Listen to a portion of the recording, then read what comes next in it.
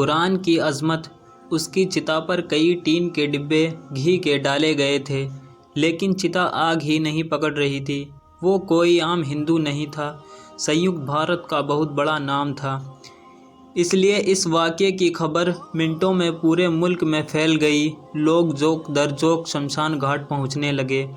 اس کی جامع مسجد دلی کے امام بخاری صاحب سے بہت گہری دوستی تھی۔ امام صاحب بھی یہ واقعہ سن کر فوراً شمشان گھاٹ پہنچے۔ انہوں نے اس کے گھر والوں کو سمجھایا کہ اس کی ارتھی کو آگ نہیں لگے گی، چاہے پورے ہندوستان کا گھی اس پر ڈال دو، بہتر یہی ہے کہ اسے دفنا دو۔ لہٰذا پہلی بار ایک ہندو کو جلائے بغیر شمشان گھاٹ کے اندر ہی دفن کرنا پڑا۔ اس کو آگ کیسے جلا سکتی ہے جس نے قرآن کا احترام مسلمانوں سے بھی بڑھ کر کیا ہو؟ مگر کیسے؟ چلیے تاریخ کے صفحوں کو پلٹتے ہیں اور جانتے ہیں کہ اس کو آگ کیوں نہیں لگ رہی تھی۔ یہ بتانے سے پہلے میں آپ کو ایک اور تاریخی واقعہ سنانا چاہوں گا، جس کو یوں بیان کیا جاتا ہے کہ تاریخ اور تحقیق کے مطابق یہ رسول پاک صلی اللہ علیہ وسلم کے مدینہ شریف میں ہجرت کے بعد کا واقعہ ہے کہ ایک صحابی کے پاس قرآن پاک کے چند اوراق اس کے گھر میں محفوظ تھے کہ اچانک شدید بارش شروع ہو گئی۔ صحابی کا کچا مکان تھا جو جگہ جگہ سے ٹپکنا شروع ہو گیا۔ صحابی کو لگنے لگا کہ بارش بہت تیز ہے، کہیں اتنا پانی نہ ٹپک پڑے کہ پرانی اوراق کو کوئی نقصان پہنچے۔ انہوں نے ان کو محفوظ جگہ پر رکھنا چاہا، مگر گھر میں کوئی ایسی جگہ نہ مل سکی جہاں پر پانی نہ گر رہا ہو۔ اس کے پاس پڑوس میں ایک یہودی جوڑا رہتا تھا اور ان کا گھر پختہ تھا۔ صحابی نے سوچا کہ بارش کے تھمنے تک ان کے گھر میں قرآنی اوراق کو رکھ دیتا ہوں، مگر بار بار خیال آتا کہ یہ تو کافر ہیں، ایسا نہ ہو کہ ان سے کوئی بے حرمتی سرزد ہو جائے۔ دوسری طرف اوراق کو نقصان پہنچنے کا اندیشہ بھی تھا۔ کافی سوچ وچار کے بعد بہرحال اس نے فیصلہ کر لیا کہ یہ اوراق میں ان کے یہاں اس تاکید کے ساتھ رکھ دیتا ہوں کہ یہ ہماری آخری مذہبی کتاب کے حصے ہیں۔ بارش کی شدت اور طوالت کے باعث آپ کو امانتاً دے رہا ہوں، انشاءاللہ تعالی صبح واپس لے لوں گا۔ چنانچہ صحابی نے اوراق کو ایک بڑی چادر میں اچھی طرح سے لپیٹا اور ان کے گھر جا کر دروازے پر دستک دی۔ یہودی باہر آیا تو صحابی نے اپنا مسئلہ بیان کیا۔ یہودی نے کہا، آپ مطمئن رہیں، نہ ہی ان کو کوئی نقصان پہنچے گا اور نہ ہی کسی طرح کی بے حرمتی ہوگی۔ یہودی نے اندر جا کر اپنی بیوی کو ساری بات بتائی۔ دونوں بہت خوش ہوئے کہ ایک صحابی نے ان پر بھروسہ کیا۔ اب دونوں میاں بیوی سوچنے لگے کہ اس مقدس امانت کی حفاظت اور احترام کیسے کیا جائے۔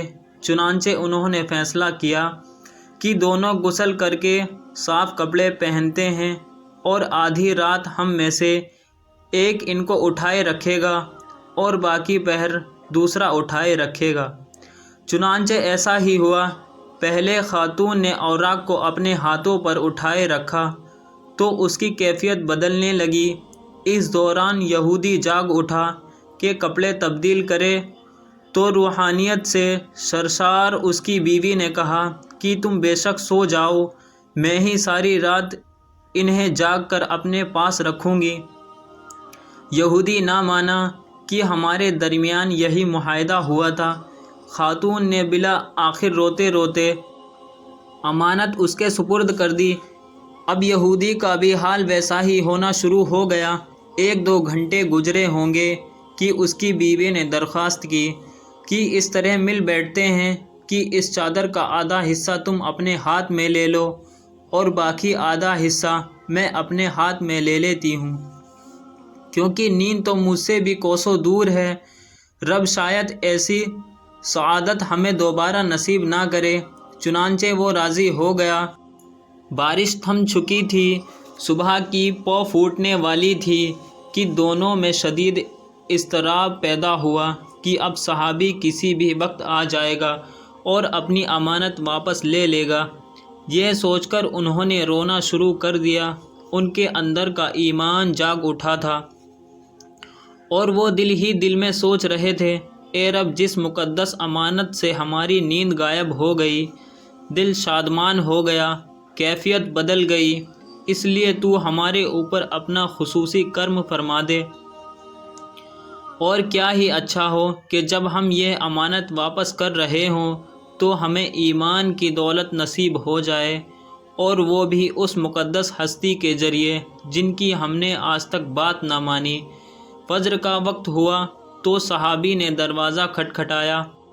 دونوں میاں بیوی زور زور سے رونے لگے کہ کاش آج کی رات لمبی ہو جاتی۔ بہرحال دروازہ کھولا اور امانت واپس کر دی۔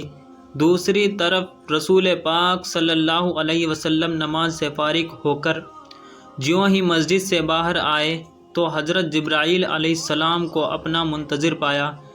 وہ فرمانے لگے کہ اللہ تعالیٰ کا پیغام لے کر آیا ہوں کہ فلاں محلے میں فلاں یہودی کے گھر جائیں، وہ آپ کے منتظر ہیں۔ چنانچہ نبی کریم صلی اللہ علیہ وسلم وہاں تشریف لے گئے۔ ادھر یہودی اور اس کی بیوی صحابی کو امانت دے کر دروازے پر ہی بیٹھے زارو قطار رو رہے تھے کہ دیکھا آپ صلی اللہ علیہ وسلم تشریف لائے ہیں تو ان کی خوشی کا کوئی ٹھکانہ نہ رہا اور اسی وقت ہی ایمان لے آئے۔ تو دوستو، اب دیکھتے ہیں کہ اس ہندو کی چتا کو آگ کیوں نہیں پکڑ رہی تھی۔ اس کے لیے جب ہم تاریخ کے صفحوں کو پلٹتے ہیں تو پتہ چلتا ہے کہ تقسیم ہند سے پہلے لاہور کے دو اشاعتی ادارے بڑے مشہور تھے۔ پہلا ادارہ درسی کتب کا کام کرتا تھا، اس کے مالک عطر چند کپور تھے۔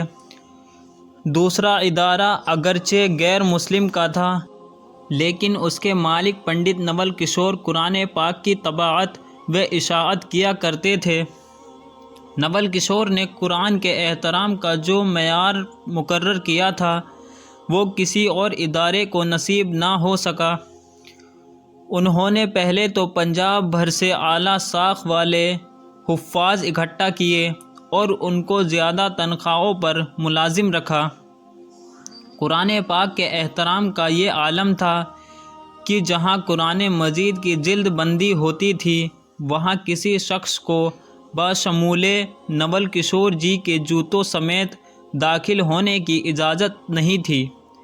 دو ایسے ملازم رکھے گئے تھے جن کا کام ہی یہ تھا کہ تمام دن ادارے کے مختلف کمروں کا چکر لگاتے رہیں اور کہیں کوئی کاغذ کا ایسا ٹکڑا جس پر قرآنی آیت لکھی ہو اس کو انتہائی عزت و احترام سے اٹھا کر بوریوں میں جمع کرتے رہیں، پھر ان بوریوں کو احترام کے ساتھ زمین میں دفن کر دیں۔ وقت گزرتا رہا، طباعت و اشاعت کا کام جاری رہا، پھر بر صغیر کی تقسیم ہوئی، مسلمان، ہندو اور سکھ نقل مکانی کرنے لگے۔ اسی دوران نول کشور جی بھی لاہور سے ترک سکونت کر کے نئی دلی بھارت چلے آئے۔ ان کے ادارے نے دلی میں بھی حسب سابق اور قرآن پاک کی طباعت و اشاعت کا کام شروع کیا۔ یہاں بھی قرآن پاک کے احترام کا وہی عالم تھا۔ ادارہ ترقی کا سفر طے کرنے لگا اور کامیابی کی بلندی پر پہنچ گیا۔ نول کشور جی بوڑھے ہو گئے اور اب گھر پر آرام کرنے لگے، جبکہ ان کے بچوں نے ادارے کا انتظام سنبھال لیا اور ادارے کی روایت کے مطابق قرآن حکیم کے ادب و احترام کا سلسلہ اسی طرح قائم رکھا۔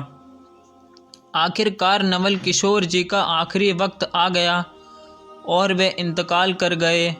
ان کی وفات پر ملک بھر کے طول و عرض سے ان کے دوست احباب ان کے کریا کرم میں شریک ہونے کے لیے شمشان گھاٹ پہنچے۔ ان کی ارتھی کو چتا پر رکھا گیا۔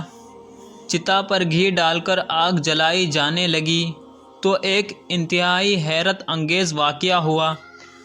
نول کشور جی کی چتا آگ نہیں پکڑ رہی تھی اور پھر آگ لگانے کی کوشش کی گئی لیکن بہت کوشش کے باوجود سب بے سود۔ یہ ایک ناممکن بات اور ناقابل یقین واقعہ تھا۔ پہلے کبھی ایسا نہیں ہوا تھا۔ منٹوں میں یہ خبر پورے شہر میں پھیلی تو مخلوق خدا شمشان گھاٹ کی طرف امڑ پڑی۔ لوگ اپنی آنکھوں سے دیکھ رہے تھے اور حیران و پریشان تھے۔ یہ خبر جامع مسجد دلی کے امام بخاری تک پہنچی تو وہ بھی شمشان گھاٹ پہنچے۔ امام صاحب نول کشور جی کے بہت قریبی دوست ہیں اور وہ ان کے احترام قرآن کی عادت سے اچھی طرح واقف تھے۔ امام صاحب نے پنڈت جی کو مخاطب کرتے ہوئے کہا کہ آپ سب کی چتا جلانے کی کوشش کبھی کامیاب نہیں ہو پائے گی۔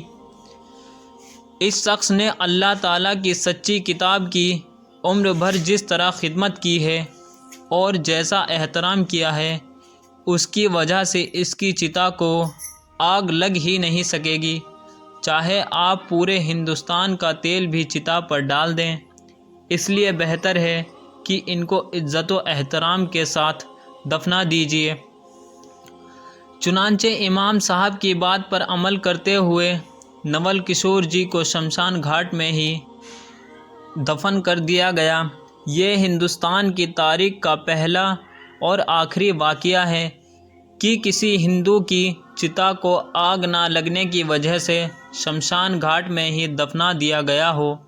یہ تحریر لکھتے وقت میں سوچ رہا ہوں کہ جن مسلمانوں کے لیے یہ عظیم کتاب اتاری گئی ہے، وہ اس کو پریس کانفرنسوں میں سر پر رکھ کر اس سے اپنے مخالفین پر الزامات لگانے کا کام لیتے ہیں۔ اس سے بڑھ کر اور توہین کیا ہوگی؟ میں یہ بھی سوچ رہا ہوں کہ کئی جگہ کچھ غیر مسلم اسلام دشمنی میں اس عظیم کتاب کو نظر آتش کر کے سمجھتے ہیں کہ بہت بڑا کام کر دیا ہے، حالانکہ ایسی حرکتوں سے سوائے نفرت کے اور کچھ بھی حاصل نہیں ہونے والا۔ میں یہ بھی سوچ رہا ہوں کہ ایک ہندو احترام قرآن میں اس دنیا کی آگ سے محفوظ رہا۔ ہم اس کتاب پر ایمان لانے والے اگر اس کی صحیح قدر کریں گے تو یہ کتاب ہمیں جہنم کی آگ سے کیوں نہیں بچائے گی؟ انشاءاللہ تعالی میرا ایمان ہے ضرور بچائے گی۔ اللہ تعالی ہمیں احترام قرآن اور زیادہ سے زیادہ تلاوت کرنے کی توفیق عطا فرمائے، آمین ثم آمین۔ دوستو، اگر ویڈیو پسند آئی ہو تو ویڈیو کو لائک کریں، شیئر کریں اور ایک کمنٹ ضرور کریں، اور اسی طرح نئے واقعات سننے کے لیے چینل کو سبسکرائب کریں۔